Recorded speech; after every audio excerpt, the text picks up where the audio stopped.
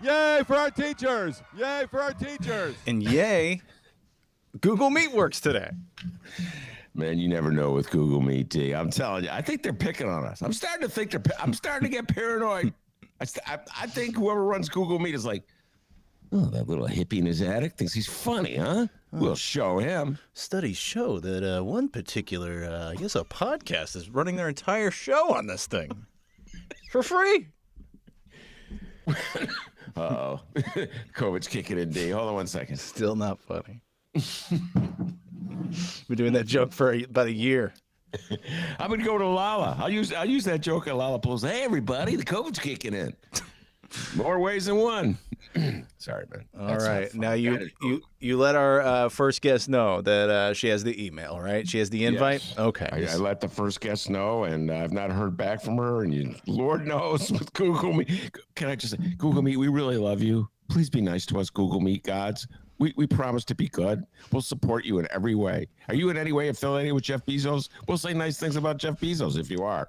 Although I think I'm mixing up my conglomerates and gazillionaires, D. So just strike the Jeff Bezos thing I said. If you guys want to go up in space, Google Meet, you go up in space too. All right.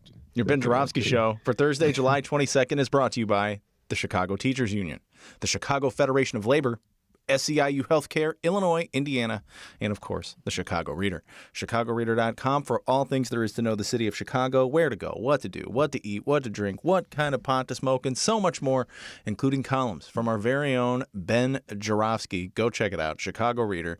And if you want to help out this program, ChicagoReader.com/Joravsky, Jora, V as in victory, SKY, and you can become a binhead.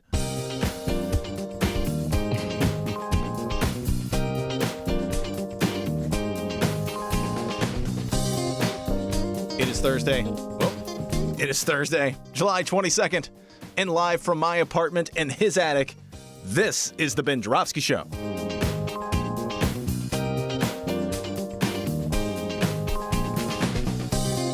Today on the program, hopefully, because Google Meet yesterday, we welcome Marisa Novara, and it's the return of 35th Ward Alderman Carlos Ramirez-Rosa.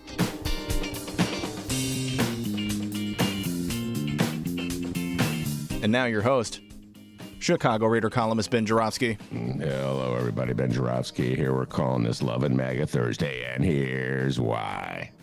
Do you just want to tell you before I do this launch, I got a text from our guest, Marisa, and she says she's waiting to be get in. One more appeal to Google Meet. Let her in, Google Meet. Let her in. Sorry, folks. Get distracted here. We may have to go to a different platform. Anyway, focus, Ben, focus. Please. I was going to talk about Coach Monty Williams. What a class act he is, coach the Phoenix Suns. But then I got distracted by a column by a writer named Gary Abernathy. It's in the Washington Post. Gary Abernathy is a Trump voter from southwestern Ohio, and he says he's sick and tired of Democrats making fun of Trump voters and calling them liars and calling them dumb and calling them dupes. Just because, he argues, you have fallen hook, line, and sinker for the idiocy of a huckster who behind the scenes makes fun of you for falling hook, line, and sinker for his idiocy does not mean you're dumb, a liar, or doopy. Is there a word doopy? I do not know. I like it. You like it? Okay, well, I'm going to keep using it. By the way, this is not an infrequent refrain to appear by some columnists for the Washington Post or the New York Times. Those are two liberal newspapers that get bashed regularly by the right, okay? These are basically centrist newspapers, ladies and gentlemen. You're not going to find a lot of people in the Washington Post or the New York Times with views like mine, for instance, okay? They're basically right down the middle of the road centrist, but the right uses them like a punching bag. That's the sound of a punching bag, D. By the way, it's not a good sign that our next guest still has not been entered the room. Google Meet, please. Come on, Google Meet.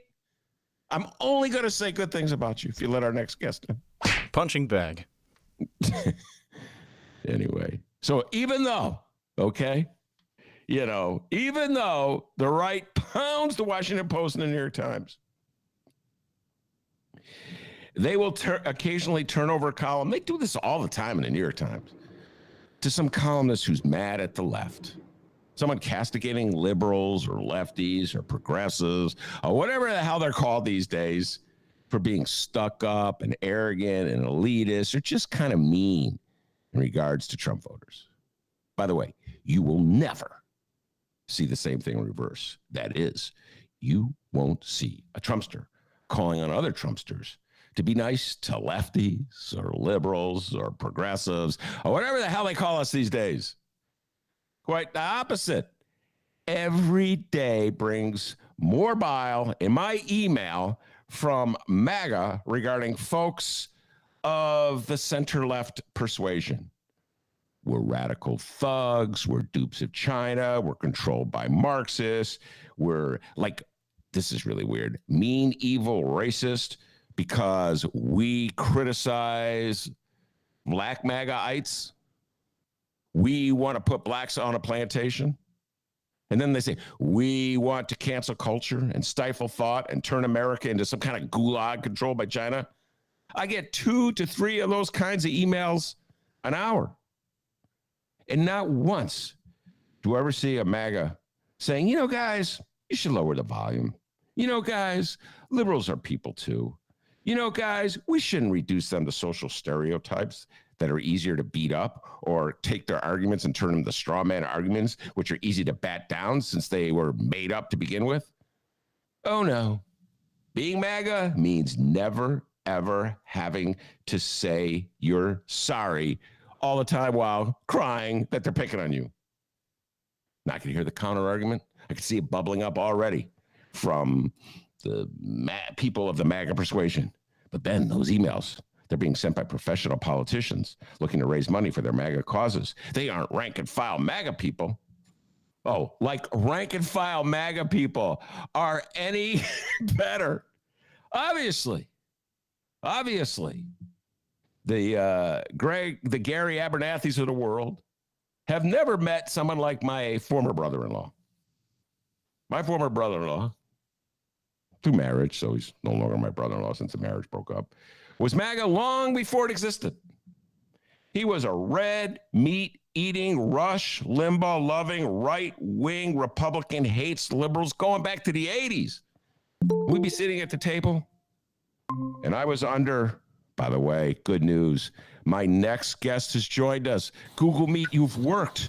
I am interrupting this flow of brilliance to say how happy I am, Google Meet. Thank you, Google Meet. I know, bow down to you.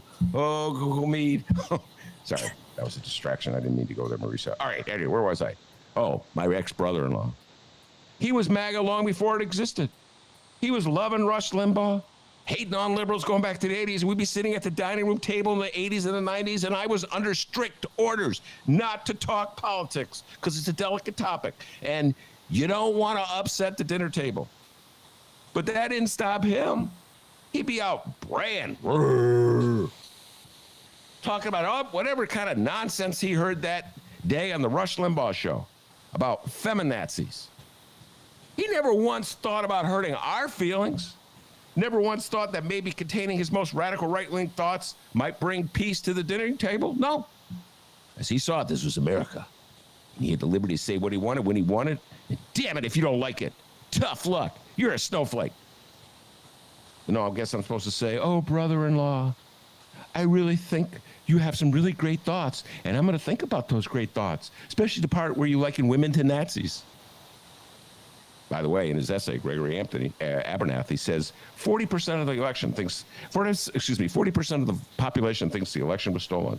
And that's just the way it is, so get over it, liberals. Listen, I've been on the losing end of presidential elections that hurt for a long, long time. I'm older. I'm an old guy. I was a losing end of an election in 1972. My next guest, she can't believe it. That's blowing her mind. She's like, 1972? That was like 20 years before I was born. I was on a losing election in 1972, 1980, 1984, I'm not bragging, I'm just stating fact, 1988, 2000, 2004, 2016. And never once, despite how much hurt I felt, MAGA, never once did I dedicate myself to the proposition that the election had been stolen. Never once did I join a political movement dedicated to a freaking lie. Never once did I call for a change in federal election law to correct a fraud that never existed in the first place. I don't know, MAGA. You might want to do a little introspection before you cry about mean liberals. And that brings me back to Coach Monty Williams, the super classy coach of the Phoenix Suns. They lost the NBA Finals the other day to the Bucks, 4-2. Great series, heartbreaking loss for Phoenix Suns fans. I'm not one of them, but I know that hurt. It must have hurt the players. It must have hurt the coach. And yet after that final game where he lost, Coach Williams went into the victorious Milwaukee Bucks locker room and congratulated them. He told them that they were true champions and that playing them made his team a better team and made him a better coach. That is total class, Coach Monty Williams. God bless you, sir. Now let's contrast that to Donald Trump. He got his butt whooped in 2020. I know that hurt his ego, but not once did he concede he lost. Not once did he congratulate the winner. Not once did he offer to help in any way with the transition. Not once has he offered to use his influence to get people to put aside their differences and do something in the common good. Like, I don't know, getting a shot against COVID. And yet MAGA's whining because someone calls them dupes. Show some class, MAGA. Stop whining and be like Coach Monty Williams. We got a great show today, everybody. I'm looking at our next guest, Marisa Novara, Commissioner of Housing for the city of Chicago. Carlos Ramirez-Rosa, Alderman of the 35th Ward, will be joining us. When Carlos is here, we'll be talking about police reform and the civilian oversight measure that passed the city council yesterday. That's pretty amazing. But with Commissioner Novara, we're going to be discussing affordable housing, a topic that's near and dear to my heart and one I've been waiting to talk about for a long time. So welcome to the show, Commissioner. Thank you, Ben. Great to be here. It is great to be here, and it's great that Google Meet. One more time, I want to thank Google Meet for allowing this to happen. Our show, I don't know. Poor Marisa was stuck in Google Meet hell for like 5 minutes. I know what it's like. You see that little circle going around and around and around. Let in, just waiting. You know. Just waiting. All right. So there's a couple of things I want to talk to you about.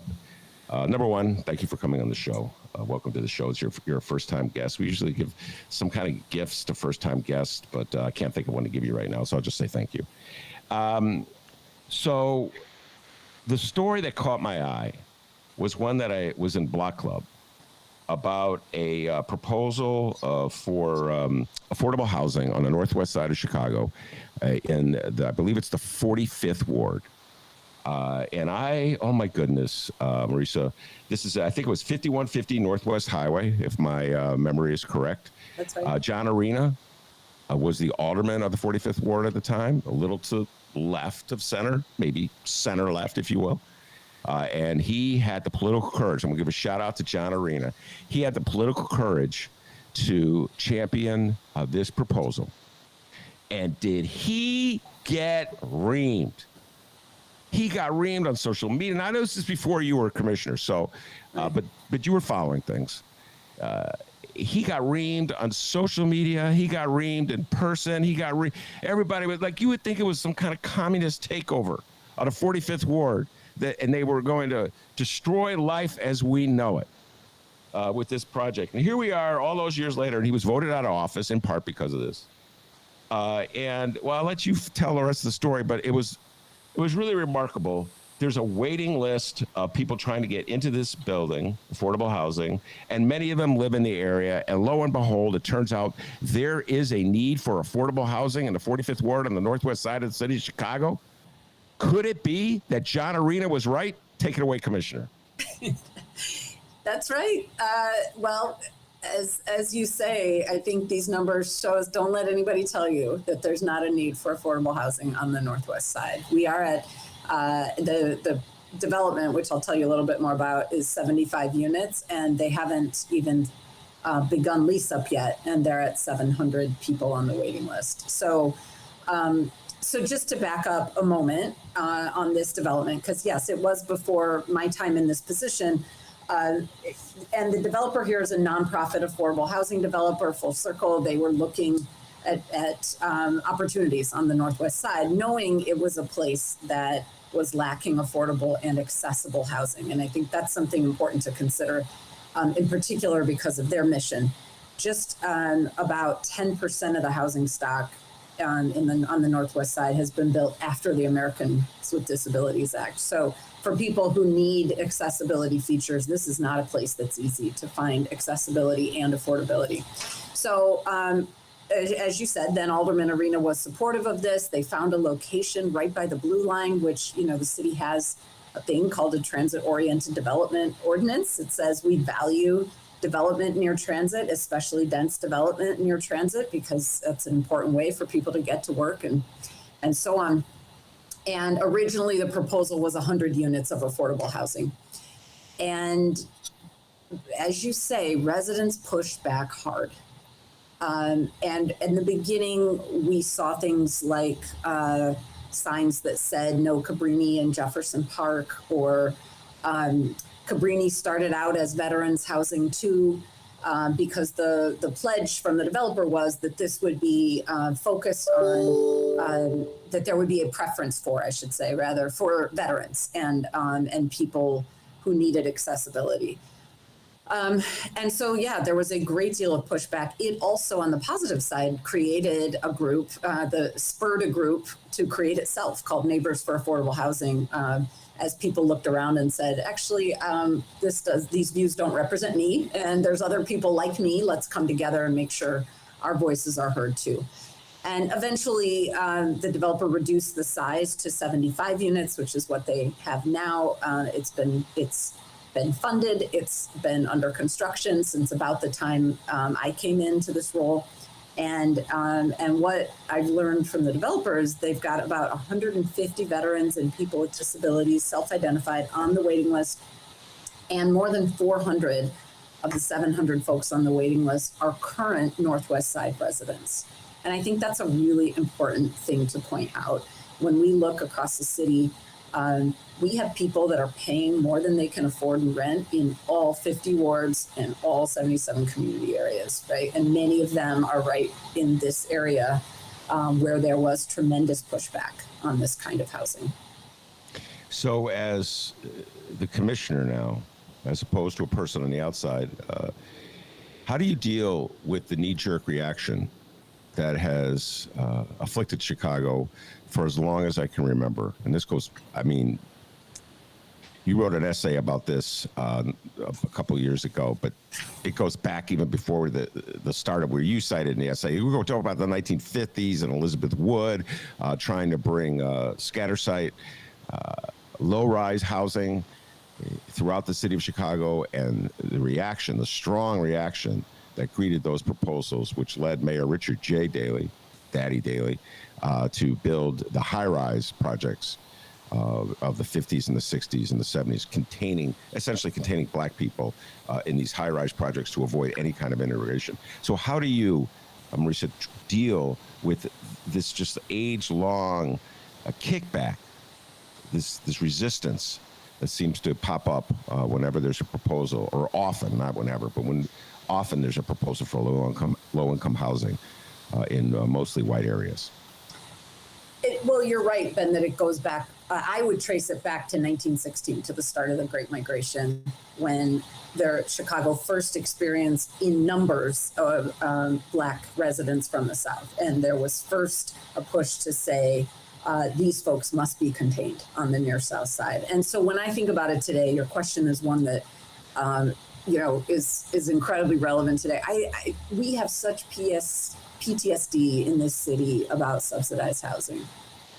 When you think about the racism that fueled 3 miles of public housing along State Street, this is what you were referring to, right? That was a containment strategy to keep as many black people as possible on one side of the highway, away from majority white neighborhoods, away from majority white schools. So when you fast forward to today, my most charitable read of what's going on is that we don't have the imagination to see how affordable housing could be done well. So you will see people saying things, and have said this to me, didn't we learn anything from Cabrini Green?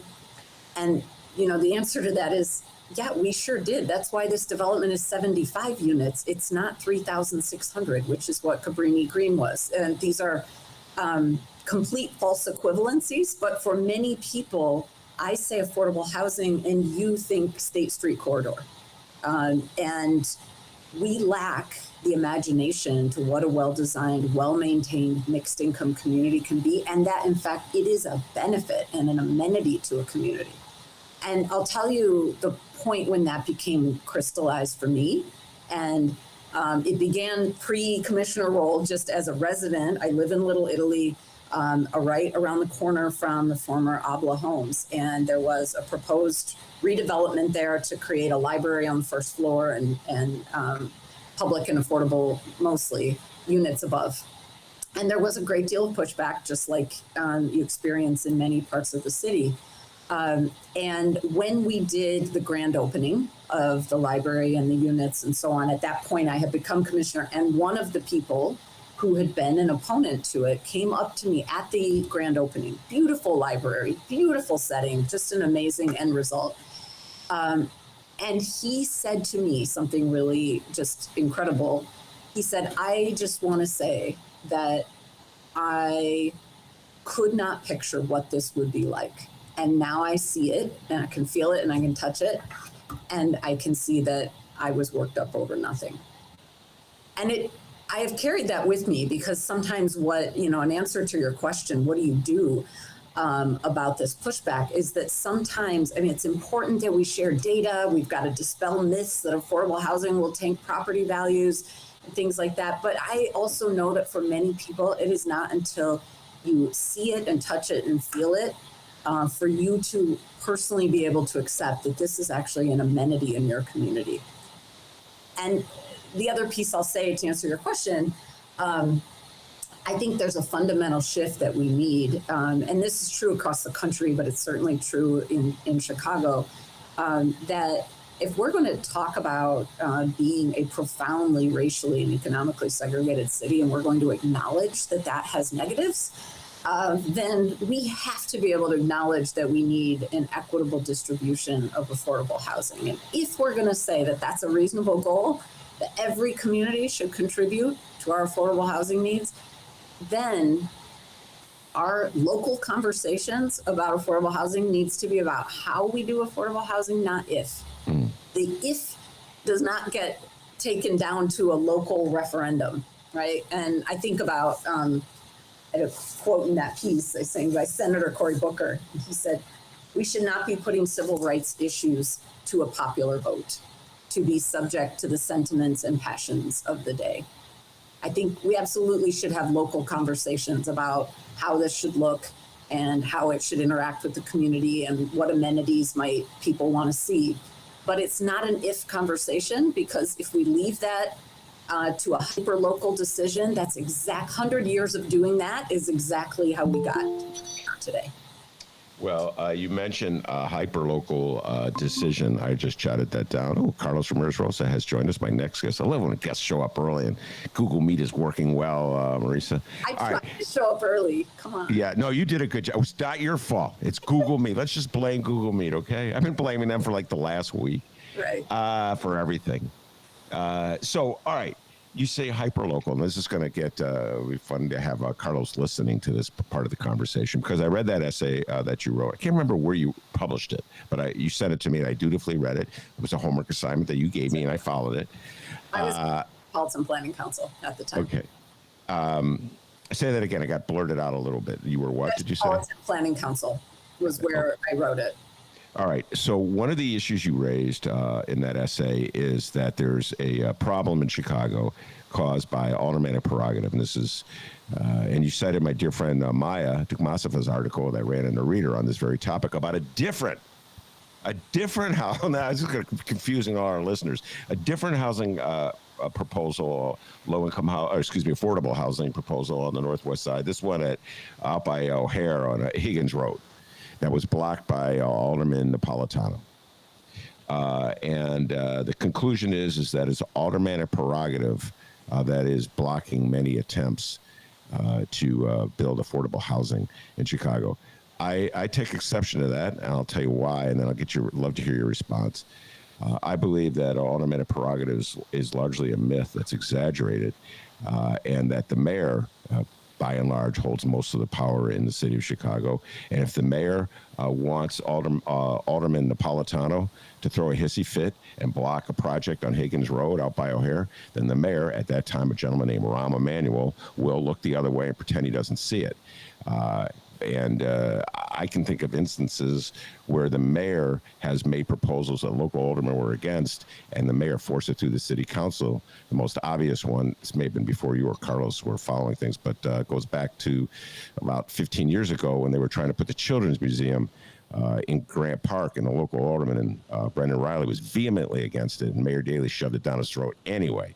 So your response to all that, do you think I'm being too nice to aldermen when I say aldermanic prerogative is not the boogeyman that many people say it is? I think that we all have a role to play. What I have come to see really clearly is that if residents didn't put the political pressure on their elected officials to maintain our segregated reality, we would see a lot less of this happen. So I also, what I want to point to here is that in the many meetings that I've had, that I've been part of as a resident, as in my former roles or in the role that I'm in today, what I often hear are residents saying, I am opposed to this, not because I am racist, and I am opposed to this project because I truly have concerns that it's too dense, or there's not enough parking, or it will overcrowd schools. And I want to be really clear in saying that, I don't know what's in anybody's heart but my own. So I wouldn't ever, speak on their intent. And I would also say that intent is largely irrelevant in these kinds of cases, right? Racist intent is not required to have racist outcomes. So if I'm a resident in an area with very little affordable housing, and I step up to the mic in a community meeting and say, I don't want this development here because it might make it harder for me to park down the street or I might have to park further down the street from my house. Regardless of the intention of my urging for it to be blocked, I have to grapple with the fact that my actions are contributing to the continued segregation and subjugation of people of color, and they're contributing to the political pressure of my elected official to maintain it and to say no, so that he or her will be reelected the next time around, right? And I think that is that kind of reflection on the part of people who look like you and me, right? To say, I wish that people who look like you and me, Ben, would spend a lot less time professing the innocence of our intentions and a lot more time grappling with the outcomes of our actions. All right, I agree with everything you just said. There's not really directly answering the question about aldermanic prerogative, but I agree with what you just said, that we should be honest about our intentions. Not that anybody will.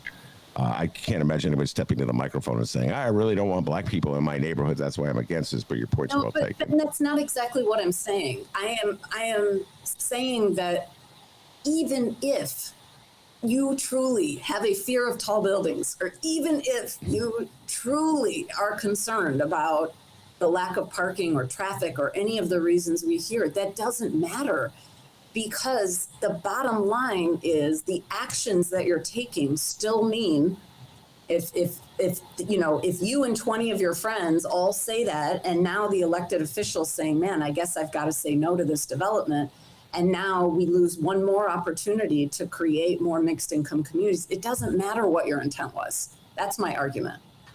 All right, very good. So let's move forward and try to get some positives out of what's happening at 5150 Northwest Highway. Again, it's not the only reason that John Arena was not reelected. I just want to make that clear. There were other issues in that ward, but it was a fight that did not help him, to put it mildly. So what do you think, is a general message in the aftermath of that election where he lost. And now you see, like you said, this very successful project coming to fruition with a list of people who want to get in from the neighborhood. Clearly, there's a need for affordable housing in the area, vets in the area, disabled people in the area who need this housing. So what would you say the message going forward should be that other aldermen might want to hear that may make them a little more accommodating to some similar proposals for their ward? Sure. I think one of the biggest things is that I'm very aware of the difference between being an elected official and an appointed official. And I am happy to play the role that I was appointed to play, which is to say, hey, we have a citywide vision that we need affordable housing everywhere. And that if someone needs a subsidy to live affordably, I want them to have as many choices as to where they can live as someone who does not need a subsidy. I'm happy to come to the community meeting and wear that jacket and say, and what that means is that, we have a strong interest in seeing this development succeed here. And that's a role that I can and should be playing. And I do want to say, I think that when it comes to affordable housing, for far too long, our fears have dictated our decisions. And that comes back to, whatever the path of least resistance was, that was the so-called policy. And what I've been fortunate to have under this administration is the space to actually ask the question, not what's the easiest, but not what's going to ruffle the least feathers, but instead, what if our goal actually was an equitable distribution of affordable housing across all 50 wards? What would we be doing differently? So if I have the space to ask that question, then I've got to be able to help elected officials across the city have that conversation in their communities. That's my job. I shouldn't be asking them to do that on their own. Do you see any other examples throughout the city that you'd like to highlight right now that are similar to the one on the northwest side, where affordable housing in areas where it has been resisted in the past, that give you some hope that we may break down these walls of segregation? Well, I'll tell you that the alderman who is waiting in the wings here,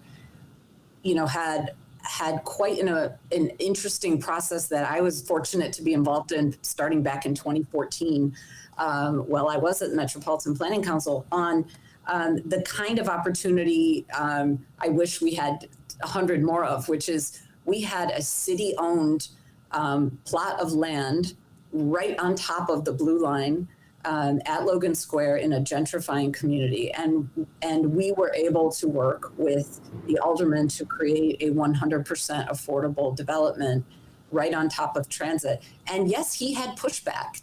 And what was so effective there was that there was such a strong community organizing element that of people that for years were organizing to say, we have a powerful voice and a unified voice in saying that this is what we need in this community.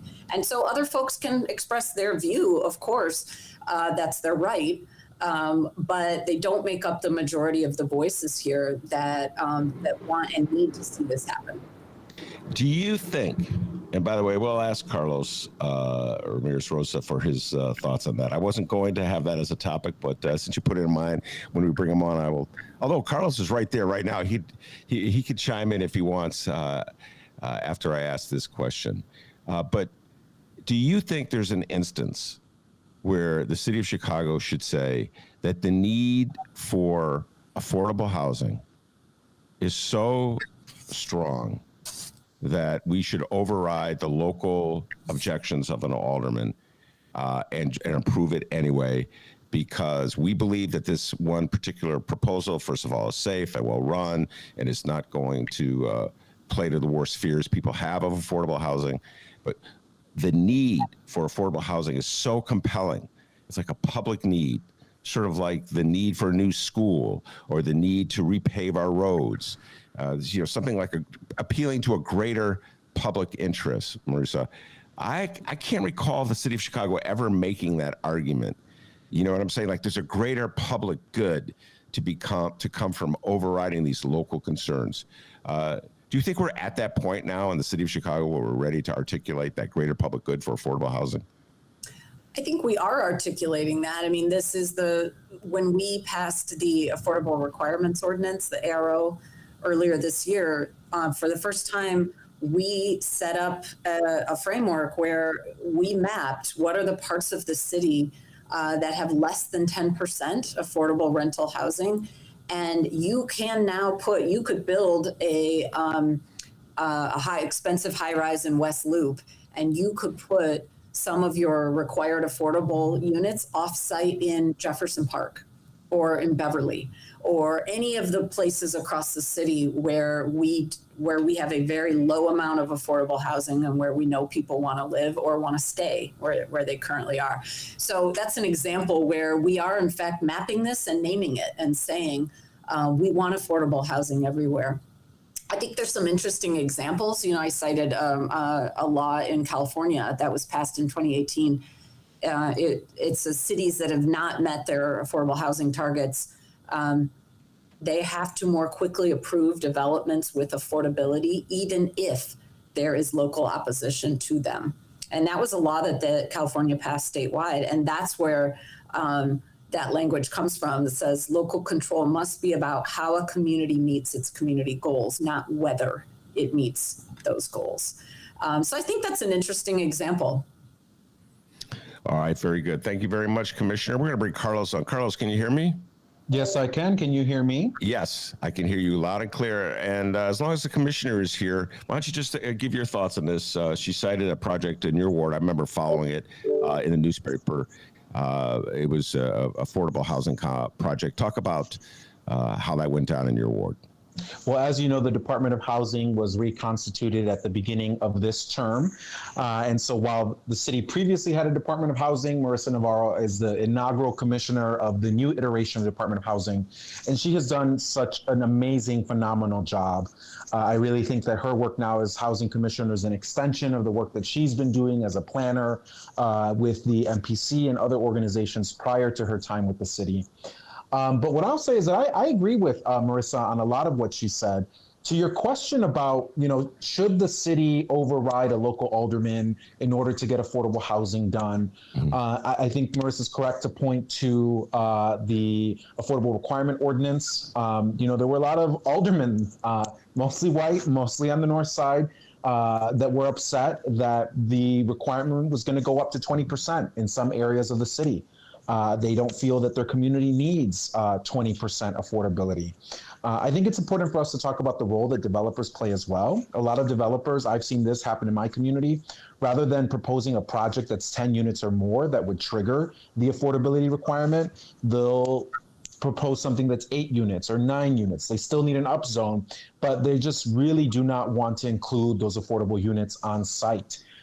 There's a lot of education that needs to be done to convince the market that they have a role to play in meeting the affordability that our city and our communities so desperately need. But what I also say is that, I'm a big believer that we need democracy. And I'm a big believer that we need a citywide participatory planning process where we ask people on the west side and the south side and the northwest side and the north side of Chicago to talk about the type of city that we'd like to see. And I think that if we open up those spaces for democratic conversation and collective decision-making, we will see that the people of the city of Chicago will give us a mandate that we build affordability in every single neighborhood. And I think it's through that lens, through that participatory approach, that we can move towards a day in Chicago when the local alderman on the far northwest side or wherever they may be cannot say no to affordability in their community because we have democratically collectively come up with a citywide plan. So that would be my personal preference. I think what people want is they want to ensure that they have a voice. They want to ensure that the development decisions that are happening in their community and in their city are in the best interest of everyone. I don't think it's a simple fix to say, well, we need the aldermen to give up power and we need to centralize everything downtown. You can have people that are racist, that are white supremacists making decisions downtown, and you can have the same exact outcomes that we've seen under our current system of aldermanic prerogative as it relates to zoning and land use decisions in our communities. So that's pretty much my take is, let's take what we've done successfully in the 35th Ward, which many, including the Shriver Center for Poverty Law, have pointed to as a model. and let's democratize planning. And if we think that, there are going to be more privileged or more powerful voices that are going to be in those spaces, then we need to find a way to make sure that that's not the case, that we're expanding the number of people that are part of that democratic conversation. And so we've done that in the 35th Ward by doing things like providing childcare, providing translation, hiring professional translators so that they can really do a good job making sure that everyone is understood and part of the conversation happening in the room. We've done a really good job of outreach, going door to door, making sure that the people that are really the residents of our community are represented in those spaces where the decisions are being made. Commissioner, before we let you go, get your response to what the Alderman's suggestion, and then we'll move on to our topic that Carlos is waiting to talk about, the oversight, police civilian oversight bill that passed yesterday. So your thoughts on his overall comments about the need to project a call for affordable housing citywide to override, in some instances, local opposition. Go ahead. Oh, I think that's very much the message that I'm conveying. When we have left this as very balkanized, small scale decisions that are about one particular corner and just the people who live on the block around that corner, I think we very much lose the bigger picture of what we need as a city and what it would take to become a more racially equitable city. And the only way to do that is to zoom out and say, where do we need, it's not equal, right? It's equitable. Some places have, we have a far south community area that has more than 80% restricted affordable housing. And we have parts on the northwest side that are less than 2%. It's so when we say, that we need an equitable distribution, it doesn't mean that every ward or every community area needs the same amount of affordable housing. We're starting from entirely different places. We have different zoning and different housing stock. It's not going to be the same numbers, but we do need every community to contribute. Fair enough. All right, we're going to let you go, Commissioner, but I will say this. I want some of you folks on the northwest side who are crying about John Arena's proposal and railing and ranting. Come on, be fair. Just send him a little telegram or some telegrams, an email, anything. Come on, admit you were wrong in that one. So much, oh my goodness, chest pounding and crying and wailing and hair pulling. And they said all kinds of mean, nasty things about Joanna Klonsky, my dear friend Joanna Klonsky, who was an aide to Arena. So I'm just saying, when I saw that article, Marisa, I was just like shaking my head going, wow, isn't that something? There was a need for affordable housing on the northwest side. After all, John Arena was right. All right. Well, thank you very much, Commissioner, for coming on the show. I appreciate it. All right. Thank you, Ben. Great to see you, and take care, Alderman. All right. Bye. Very good. All right, Carlos, switch gears and talk about the headline in today's Sun-Times. And I thought of you immediately when I heard about the vote. I had to bring you on the show because I know you've been fighting for this for a long time. In historic vote, City Council okay civilian oversight of police department. And that vote went down yesterday. I think it was 34-13. I'm doing this off the top of my head. Was the vote? We had 36-13. 36. Okay, excuse me. With one absence. One guy was absent from that one. All right. So first of all, tell folks what exactly was passed and what it will mean for the city of Chicago. Well, Chicago has been crying out for civilian oversight and community control of the police for decades. It was the Black Panther Party in Chicago recognizing the police misconduct, recognizing the unconstitutional racist policing impacting their Black community that first called for community control of police. Most recently, it was in the wake of the cover-up of Laquan McDonald's killing that people started to take to the streets again and demand community control of the police. In 2014 and 2015, there was really a very galvanized movement calling for what was then called the Civilian Police Accountability Council. That ordinance would have created a directly elected commission, which would be made up of civilians, and that commission would then have all power over the police department. Shortly after that proposal was introduced to the Chicago City Council by myself and about a dozen other aldermen, alongside the Chicago Alliance Against Racist and Political Repression and many other community groups, there was another group formed called the Grassroots Alliance for Police Accountability that was made up of a number of nonprofit organizations from throughout the city of Chicago, and they came up with their own Grassroots Alliance for Police Accountability GAPA proposal. So those two proposals have been in City Council for about 5-6 years now, and it was some years ago, not even some years ago, some months ago, that these two proposals finally came together to form the Empowering Communities for Public Safety Ordinance. And it was that ordinance that Mayor Lightfoot took at the last minute, last Thursday, made some changes to it, changed about 20% of the ordinance, and then sent it back to us and said, I'll support you all in passing this. We went to the negotiating table over the weekend. We changed about half of what she had changed back to where we would like it to be at. And we ended up passing yesterday at the City Council the nation's most comprehensive and strongest and most progressive civilian oversight ordinance. Now, what did you add to the mayor's revised proposal that was made it so different? Well, the mayor took our proposal and she made changes to it.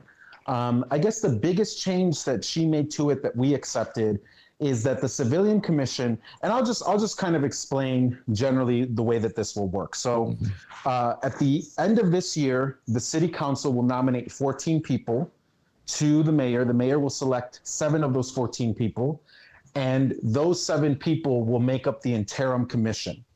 2 of them have to be from the west side, 2 of them have to be from the south side, 2 of them have to have extensive experience in civil rights, in grassroots organizing for human rights and for marginalized communities. At least 1 of them has to have a community organizing background, and 2 of them have to be youth. So in total, it's 7, but they have to meet those requirements. They have to check those boxes to make sure that it's really people from marginalized communities. It's really people who have been impacted by racist policing who are going to be empowered to provide this civilian oversight for CPD.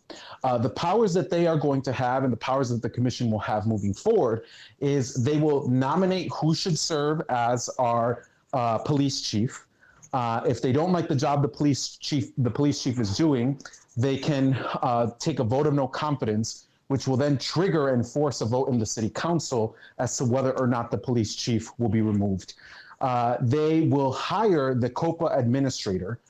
So the COPA administrator, the Civilian Office of Police Accountability, they're the individual that's tasked with investigating police misconduct within the department. They will report directly to the commission. They will be hired by the commission. If they don't like the job that the COPA administrator is doing, they can recommend that the COPA administrator be fired, at which case the City Council will have to take action to decide whether or not the COPA administrator should be fired.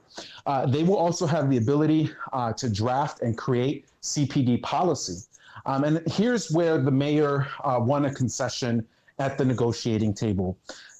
If the mayor does not like the policy that the commission creates, she will be able to reject that policy, in which case the policy will not go into effect. The public will know that the mayor has rejected this policy after the commission sought to implement it.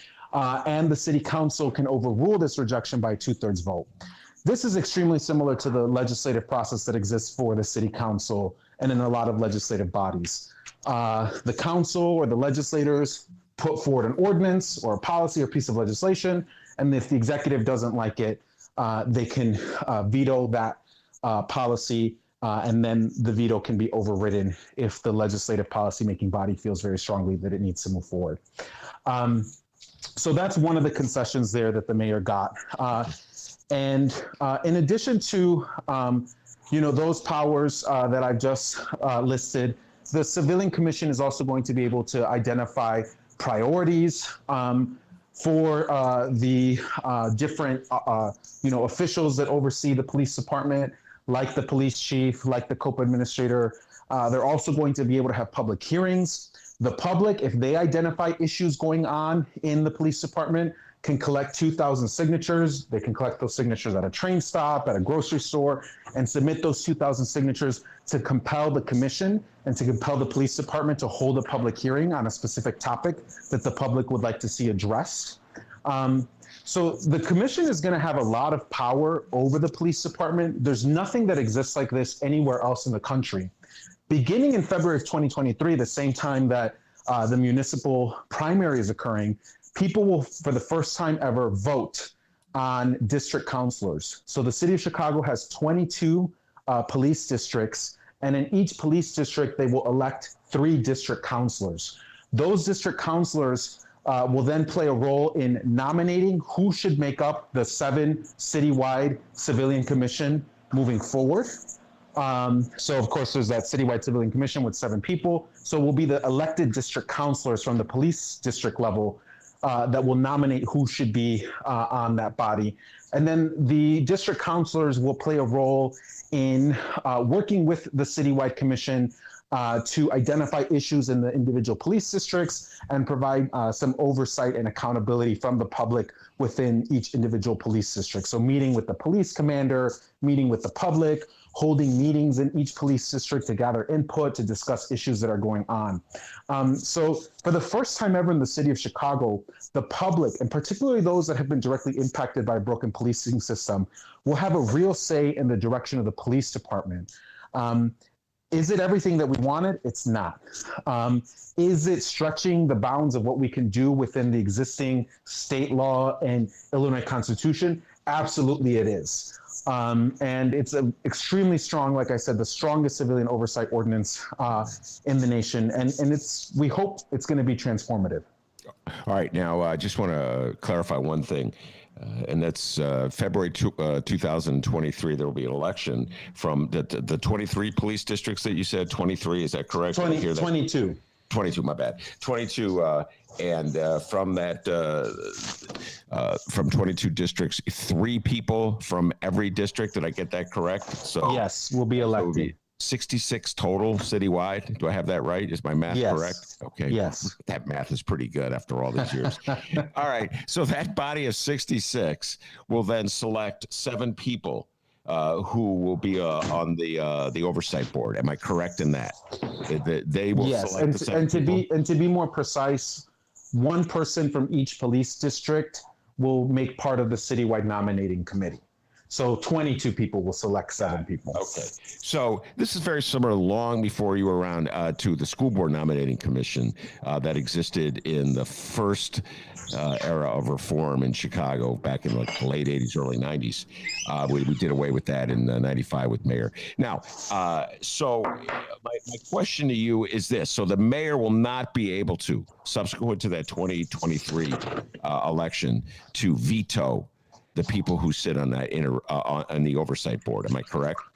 No. So under Illinois law and under the Illinois Constitution, and as prescribed by our city charter, the mayor is the executive that has to appoint these positions. And so technically the mayor has to be able to have her pick. The only way that we could change that is by either getting a change in state law or getting a referendum, which under the Illinois Constitution, if we put forward a referendum to change our local form of government and a majority of voters accept that, we can change our local form of government. So when I say that really this ordinance is pushing the boundaries of what is permissible under state law, what I mean by that is that the civilian district councilors, through that 22-person nominating committee, they will send a list of 14 people to the mayor. And from that list, the mayor has to pick 7. Got it. And ultimately, the city council must appoint, because that's the system of government that we have. The mayor, nominates, and the city council appoints. But what we're saying here is that the civilians will play a key role in identifying who should actually serve on this commission. And I mean, it's going to look bad if the mayor says, "Look, this list of 14 people that you sent me, I don't like a single one of them. I'm rejecting all of them." Right? And so. It's a powerful form of accountability, and it's an unprecedented level of civilian input. Yeah, I would say this, and I'm glad you did that clarification, because it really is like the old school board nominating commission, where they would suggest names to the mayor, and then the mayor would select from the names they suggested. I would say it's a form of democracy. I really do believe that, Carlos. In other words, if let's say the mayor were to veto every single person that they sent to her, or they vetoed some high-profile cases, there would be an outcry. And I could see the outcry coming from two different wings, politically speaking. If she were to reject it, let's say somebody who had connections to fraternal order police, I could see some of your colleagues like, I don't know, Nick Spozzato or Alderman Napolitano or Alderman O'Shea objecting. Do you follow what I'm saying? If she were to reject somebody who was from the left, I could see you objecting. So in other words, and then there would essentially the public would be brought into it with the public conversation about it, discourse about it. It would be an issue in an upcoming election. I would say I'm putting the best spin possible on it and say this is democracy. Do you think I'm being too generous? No, I think you're absolutely right. This is democracy. It forces conversations that in the past were not in the public eye about the direction of policing in the city of Chicago. One of the things that I repeated consistently yesterday was that we need to be clear what this is and is not. It's not defunding the police. I support spending less on policing and less on prisons and spending more on the things that actually keep us safe. This is not that. It's not abolishing the police. What it is, it's police reform. And I think as we've now found out, myself, all of the grassroots activists involved in this fight, is that we have a deeply conservative city council and we have a deeply conservative mayor. But the people stayed out in the streets. The people continue to knock doors. While we were at the negotiating table over the weekend, hashing out the final details on this compromise, which was 90% of where our ordinance was at before the mayor, started making changes of it. We continue to have people out at the doors, knocking doors to pressure aldermen to move in the right direction for civilian oversight and community control of the police. So I think it's important for us to be truthful about the limitations of this reform, but also recognize that this was a very hard-fought reform. Mayor Lightfoot did not want this civilian commission to have any of these powers. If you look at the version that she introduced into the Public Safety Committee, it was essentially an advisory body that she could appoint and then could provide her with advice, which I said then, and I'll say it again now, you don't need an ordinance to have an advisory body provide advice to the mayor. This is going to be a commission that's going to be empowered to do real things, to bring the police chief before public meetings, to hold the police chief to account, to draft policy and to set CPD policy. It will look very bad for the mayor if she vetoes that policy that has gone through this democratic process, that has been informed by the district councilors, and that has been set by the commission. So again, we really pushed the boundary of how we could reform the system within the existing limitations of state law and the Illinois Constitution. But I'm very proud of the final product that we got. And it is an accurate statement that this is the strongest and most progressive version of civilian oversight in the nation. There is nothing like this anywhere else in the country. All right, Carlos, you said something. I wrote it down, and I'd love to get you to elaborate. We have a deeply conservative city council and a deeply conservative mayor. What do you mean by that? Well, what I mean by that is that there were a lot of aldermen, and primarily white Northside aldermen, who did not want to vote for this. And in the end, almost all of the votes against this came from white aldermen, both from the north side, northwest side, and southwest side.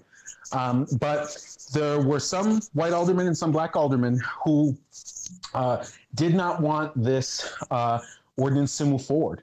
And in the end, it was the strength of our coalition, the strength of our grassroots organizing in their communities, and the mayor also having to make some calls once she was on board with this compromise effort to really twist some arms. And even then, you see how close. We needed 34 votes. So under Illinois law, in order to set up this elected district council position, we needed exactly 34 votes. Couldn't pass it with 33. We needed 34 votes. And we got 36. So it took a lot of people calling, lobbying, pushing, putting that grassroots pressure, putting that grass tops pressure to get the outcome that we did. And so for me, it just shows like just how conservative this city council is. I see that you got 13 people to vote no. Not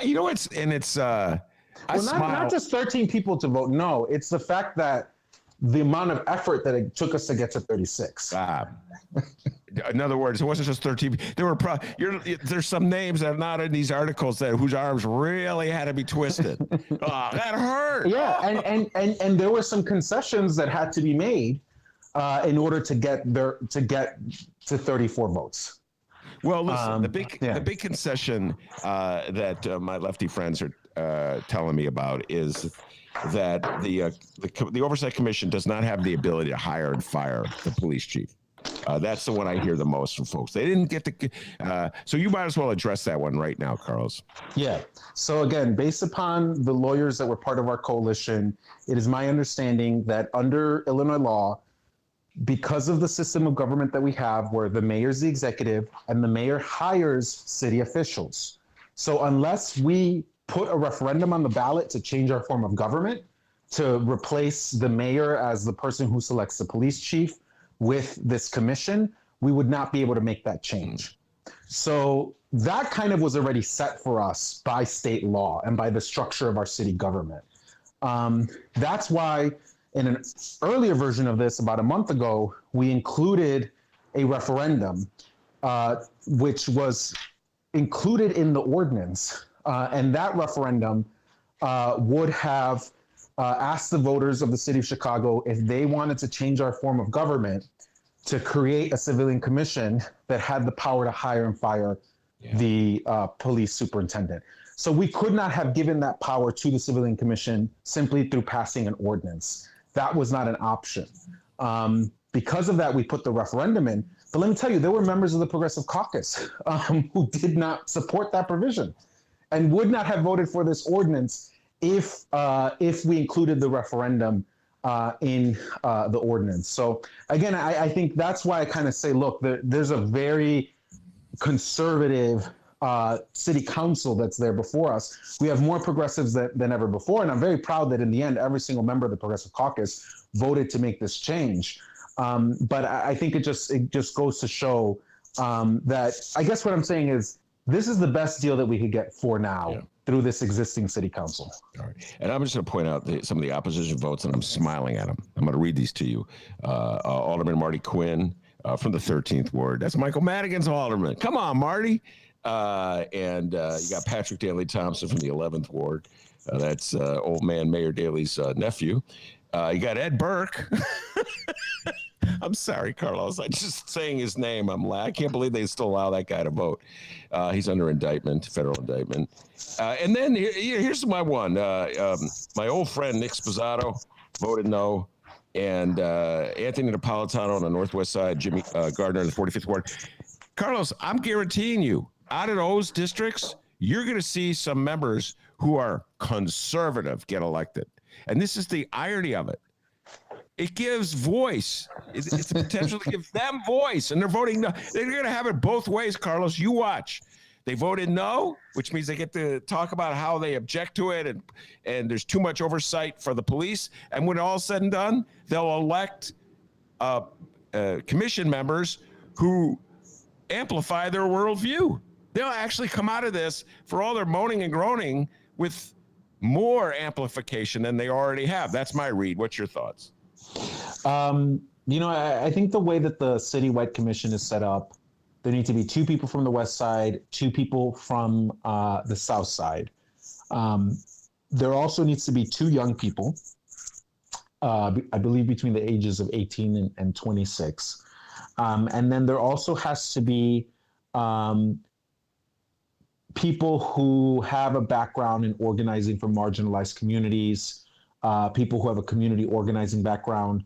So I think the hope is that for the citywide commission, you should end up with a pretty diverse list of people that actually understand how policing has harmed our communities in racist and unconstitutional ways. However, to your point, every single police district is going to be able to elect 3 people. And those people that are elected are going to play a major role in nominating and selecting who's actually on the citywide commission.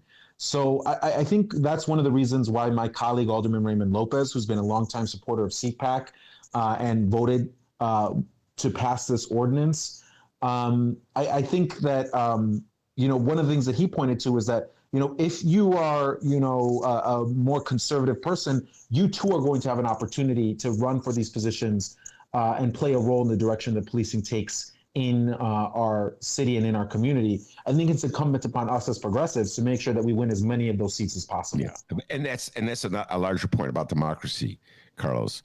It doesn't always work out. Do I know this? It doesn't always work out the way you want it to. And I don't know if you follow the news of suburban Chicago, but in Niles, a town just northwest of Chicago, there's a library board that's like really radically right and is like dedicated to cutting library services. Somehow other MAGA took control of this library board. The point is this: so now there's a counterfight going on in Niles, Carlos, where people are organizing against the library board. It's called democracy. I don't know how else to say it, Carlos. You don't always win. You don't always get your way. And it forces you a lot of times to put your ideas out there, deal with the other side. You know what I mean? Try to prevail. In Chicago, we're so used to this like bossism where they just shove stuff down your throat and that's the way it's going to be. I think this is like a small but insignificant step toward having a democracy in the city of Chicago. That's my view on it. What's your Absolutely. Again, yeah. This sets the floor. So, for those of us who want to see more direct community control over the police, who want to see more democracy, this sets the floor, right? And so we're going to build upon this. But you're right. It's I don't necessarily know how small it is or how big it is, but I would say it's a significant step in the right direction. But it's success while we put those checks and balances in there, in the sense of, people from the South Side and the West Side will be guaranteed to be represented on the commission. And while, young people will be guaranteed to be represented on the commission, there's an immigrant advisory committee. So immigrants will be guaranteed to have a voice in this process, particularly undocumented immigrants that can't vote. While we took the process of putting in those checks and balances to make sure that we end up with a commission that's oriented towards police reform, nonetheless, this will not succeed unless people actually show up and run for these positions in 2023. But the great news is this morning in my inbox was someone's resume seeking my support to run for district council. So I think that there's a lot of institutional support. There's so many wonderful nonprofit organizing groups throughout the city of Chicago. I hope that their leaders and I run for these positions, and I hope that that they volunteer their time to help get the right people elected into these jobs. All right, that little Google Meet alarm is in the left-hand corner. It's signaling we may get cut off, but I want to continue this conversation. So we may have to just sign off briefly and then take a break, play some music, and then bring you back, because there's a lot of questions I want to ask you, at least 5 minutes worth of questions. And one of which is this directly ties to, and I think I mentioned this before we went on the air, Carlos. In this city, there is this notion that we don't really have an orderly functioning city unless the mayor can get command like 45 at least. I think it's sometimes is always comparing the votes, the yes votes that Mayor Rahm got and Mayor Daley routinely got, and Patrick O'Connor, who used to be the alderman of the 40th Ward.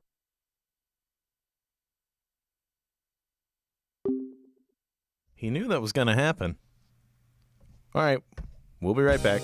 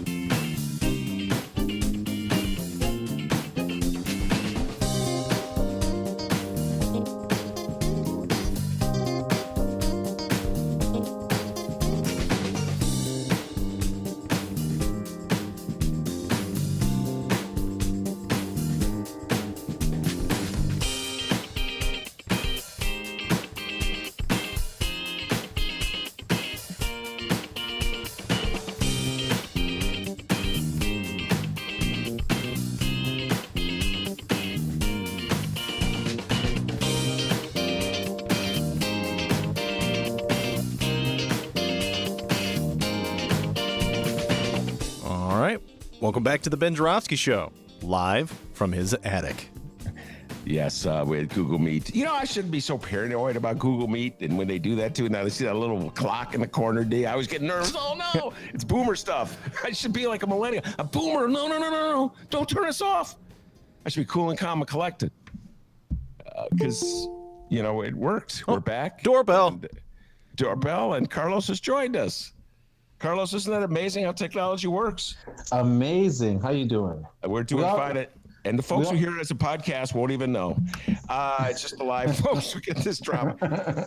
Carlos, I was in the middle of a riff, and really loved for you to riff on what I was riffing. I was the last thing I heard was Patrick O'Connor. Yeah, Patrick O'Connor, the 40th Ward, was the floor leader for Mayor Daley and Mayor Rahm, and he was always very proud that he could round up 45 aldermen to vote for whatever dumb idea the mayor had offered, including, but not limited to, selling the parking meters. So I think it's healthier right now, frankly, that you have more aldermen, even if I disagree with the aldermen who are dissenting. I think it's healthier to have aldermen disagreeing with the mayor. I think it's healthier to have the mayor have to make phone calls to get aldermen to support her, and for her to have to go to the public and explain and defend her proposals and to win over public support.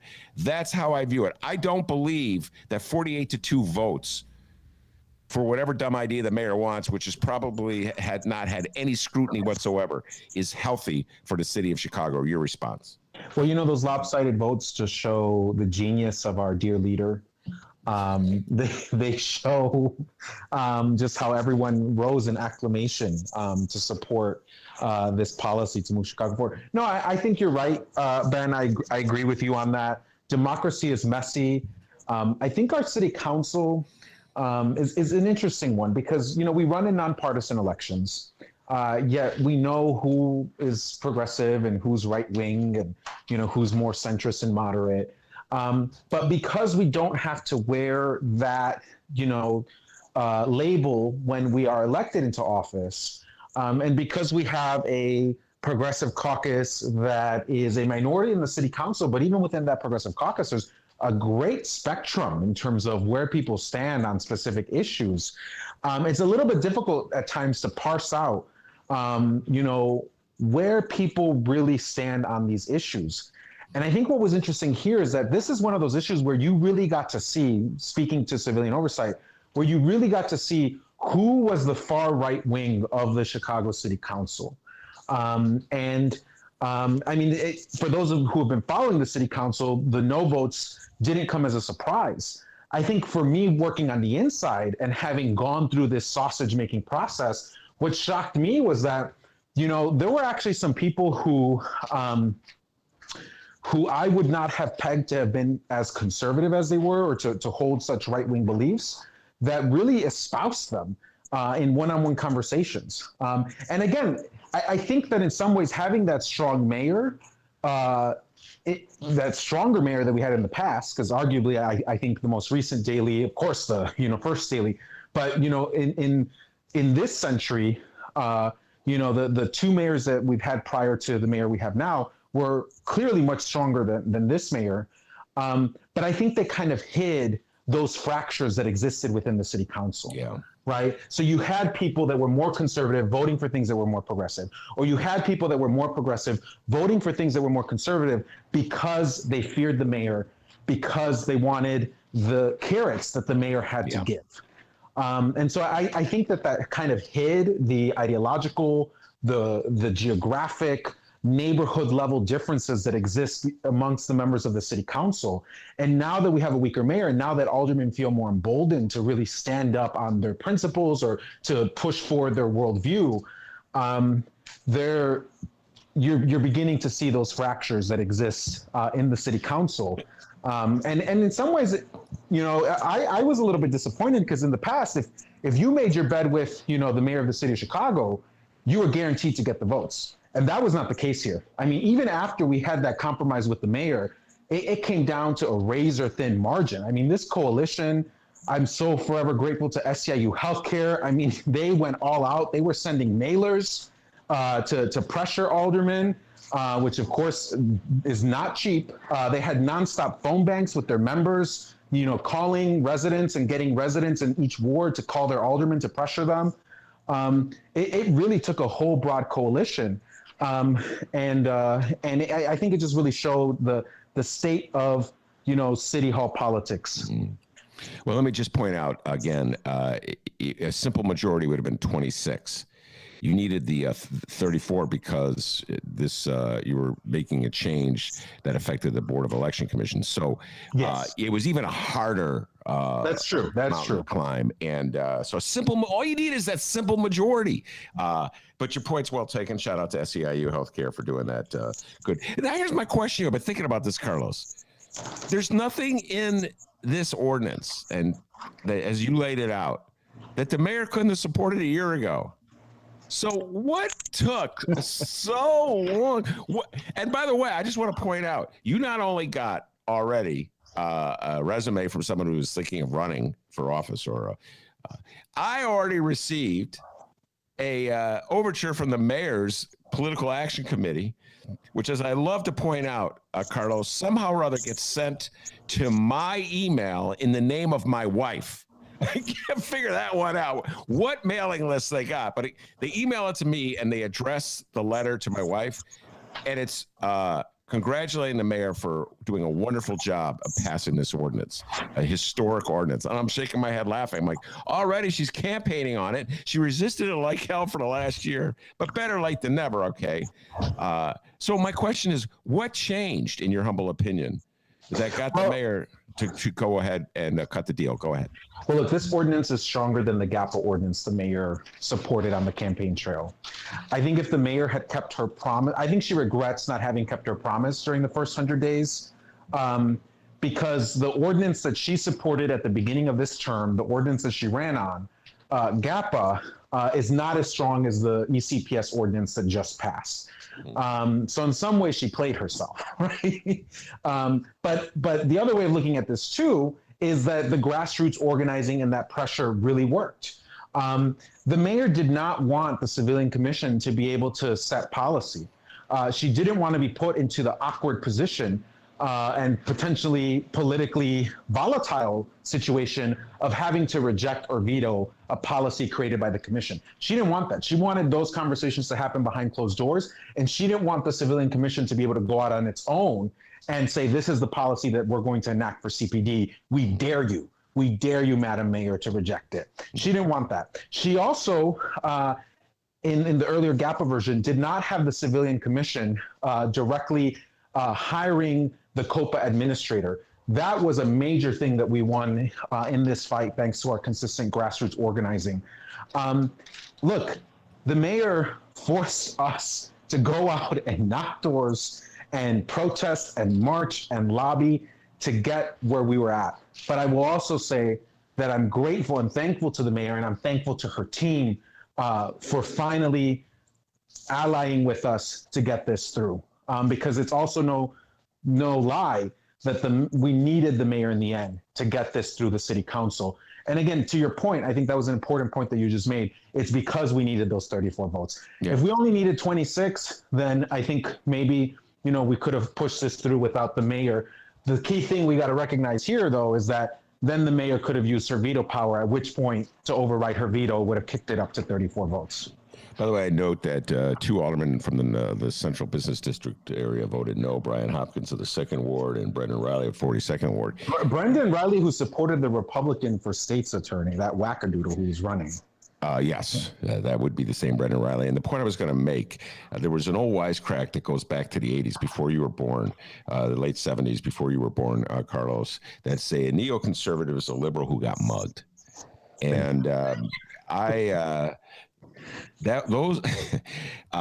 those riots from last year that followed the murder of George Floyd, those riots have moved the central business alderman to the right publicly, in my humble opinion. I've noticed their rhetoric, particularly Brian Hopkins' rhetoric, and Brendan to a lesser degree. But since it's become a more law and order outfit, if you will. Do you agree with me on that point? I think so. I think that there was already a level of conservatism in their politic. I think that it just brought it more out into the open. And I think it made it something that is more readily applauded by certain members of the Chicago media and a certain portion of the electorate who actively like espouse these right-wing, law and order talking points. I personally wish that, the historic uprising that we saw would move people towards evidence-based approaches to public policy.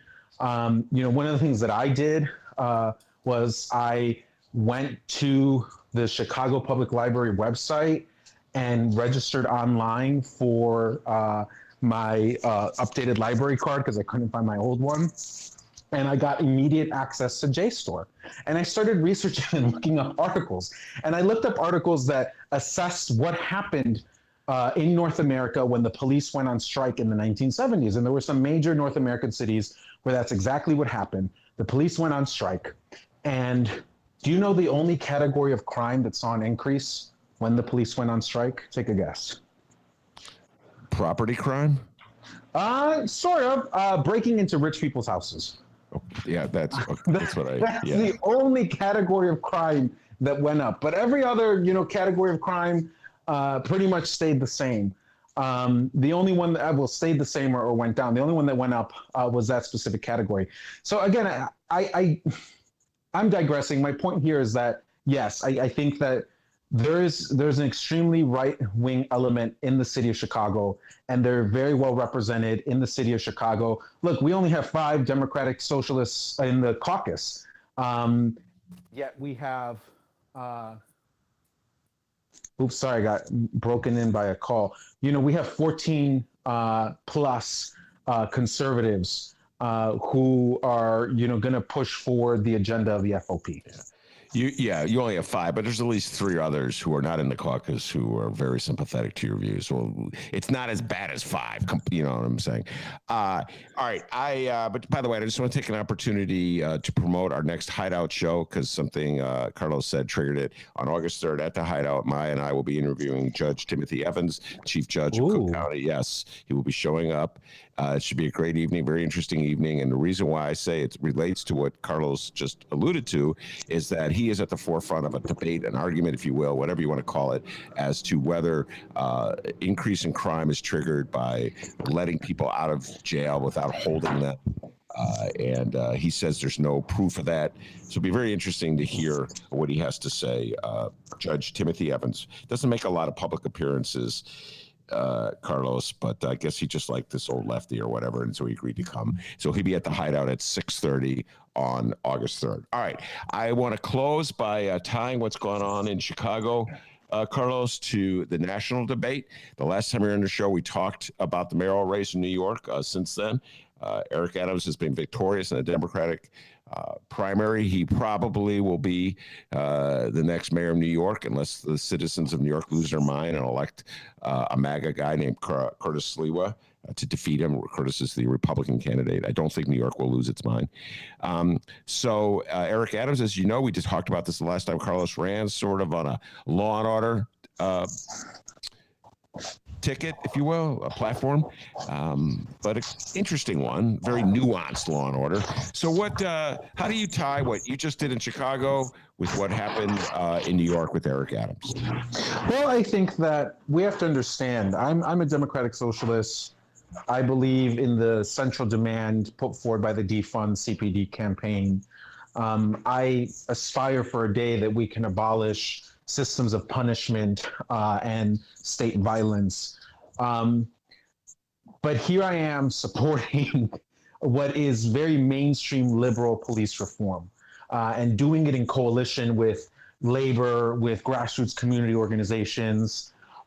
Doing that because in the context of the city of Chicago, it's pushing the conversation to the left. It's setting the floor for future police reform fights that we're going to continue to take on in the future. I think that without having studied much into what happened in New York, there are a ton of progressives and leftists in New York. And Eric Adams was one of the first New York City elected officials to endorse Bernie Sanders for president.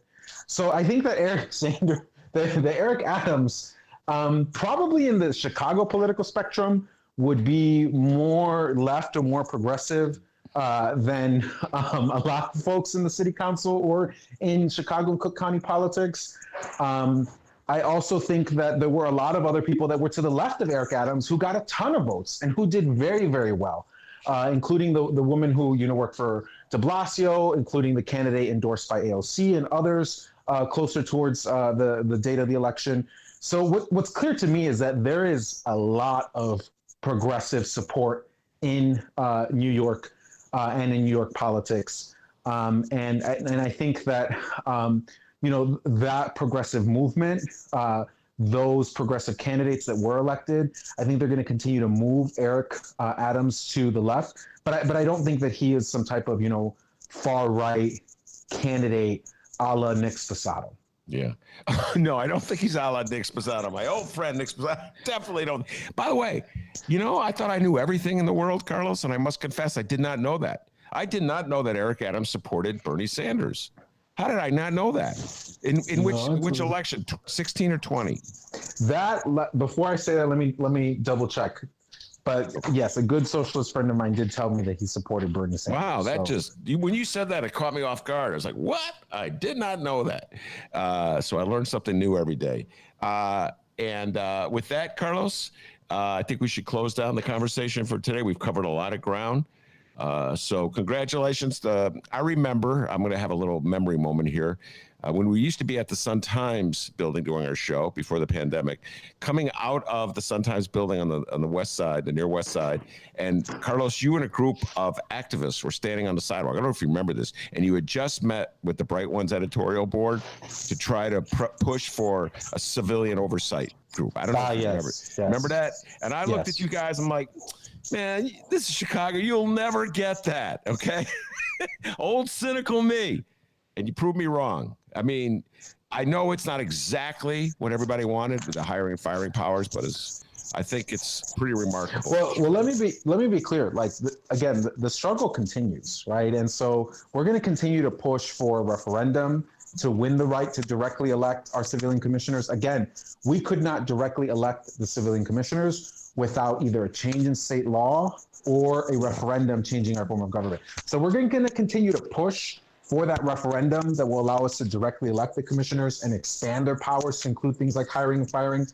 We're going to continue to push for a city that invests more in education and healthcare and housing and all of the things that actually keep us safe, not police and prisons. We're going to continue to fight for that Chicago, but we do that now on the firm footing of ECPS. And we only got to this firm footing because of a massive grassroots movement. I think it's important for us as progressives in the city to have an accurate, realistic analysis of how we got here. We got here because of our movement, but I got to tell you something. We need a hell of a lot more progressives at City Hall to be able to continue to win more. Yeah. And that's a good spot as ever to close it. So, Carlos, thank you very much for coming on. I appreciate it. I also want to thank Marisa Novara, Housing Commissioner, for coming on.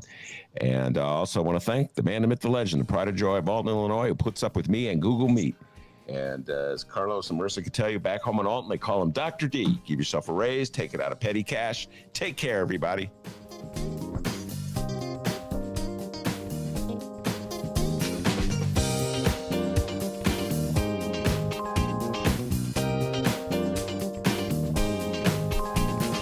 Yay for our teachers!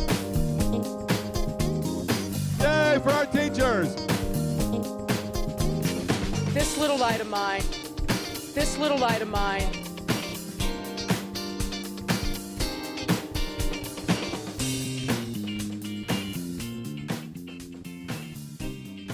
How did you go from sharing stories over the years